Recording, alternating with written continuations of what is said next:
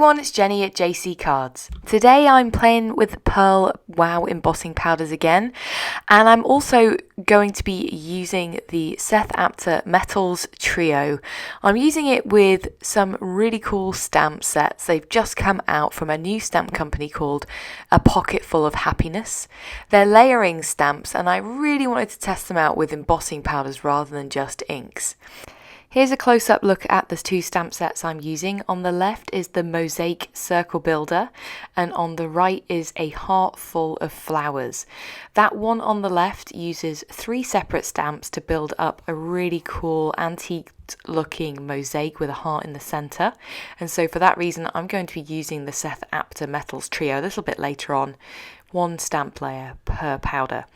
The one on the right has 4 different layers, and they basically fit together to build up a floral leafy heart. It's really cool. They don't layer on top of each other, they sort of fit together like a jigsaw. So I'm going to be using my pearl powders, and I'm using this dark grey cardstock. Pearl powders look the best on dark coloured cardstock, you might remember from my last video. And I thought I would try it with the dark grey cardstock just for something a little bit different rather than black. Now in the stamp set itself, there's a actual size image of the heart, and you can lay down the stamps just to make sure that you've got them the right way round. I find it easier with this particular stamp set to start with this part of it. It's got this leaf at the bottom, which is the tip of the bottom of the heart. And I'm just going to ink it up with my Wow embossing ink, and I have applied a powder tool, a powder bag, to my cardstock just to make sure I don't get embossing powder sticking where I don't want it. Now I've inked it up a couple of times and stamped it, and then I'm going to heat emboss it first off with green pearl embossing powder. You can see that circle on the top, on the dark side of the circle, you see that green tint of the pearl embossing powder. If you use this just on white or pale coloured cardstock, you'll just get a very, very, very subtle green sheen. It's actually mainly kind of clear white pearl. And then we're going to heat it up with my heat tool, and you'll see it's got that gorgeous green looking colour. Now these stamp sets are really fun because you can use inks obviously, or embossing powders in any colour combination you want to. I've decided I'm going to use the pearl powders. There's a variety of pearl powders available. I'm going to keep this somewhat subtle. I'm focusing on the blues and greens.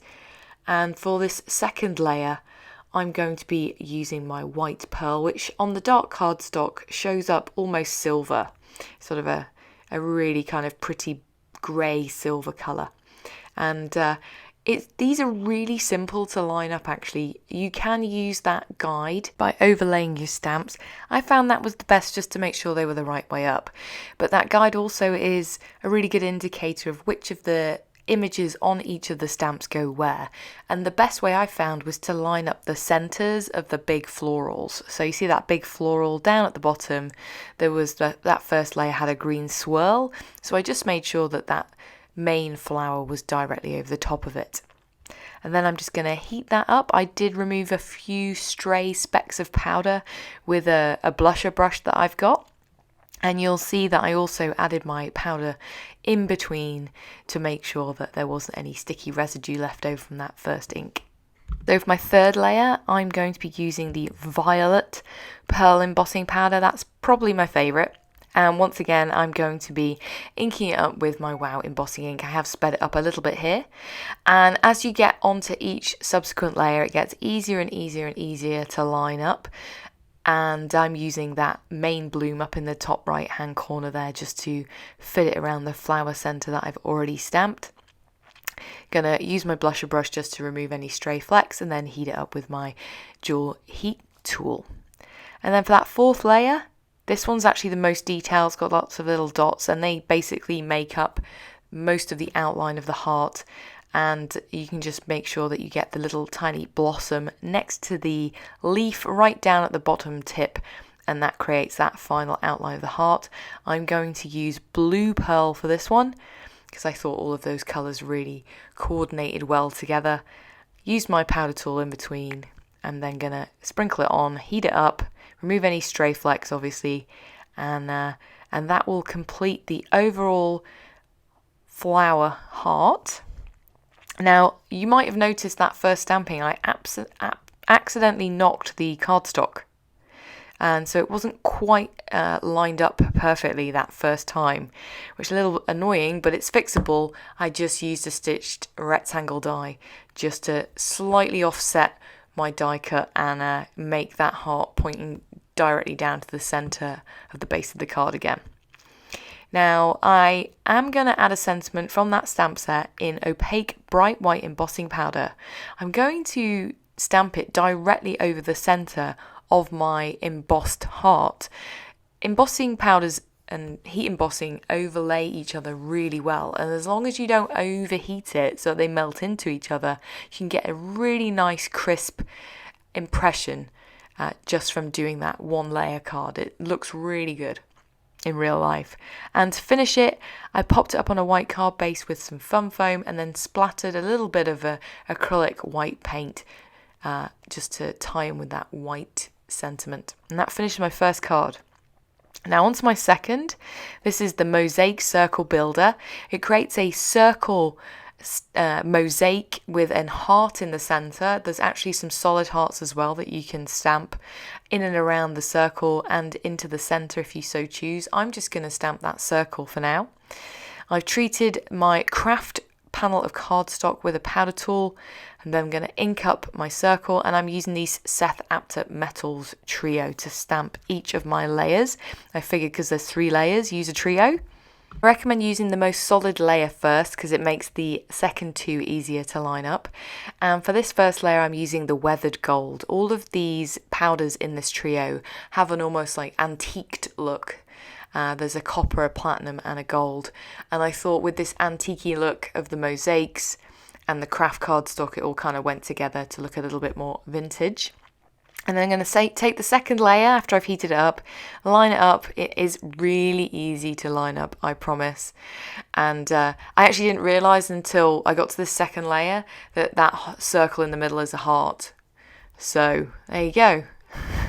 For my second layer, I'm using the platinum from the trio.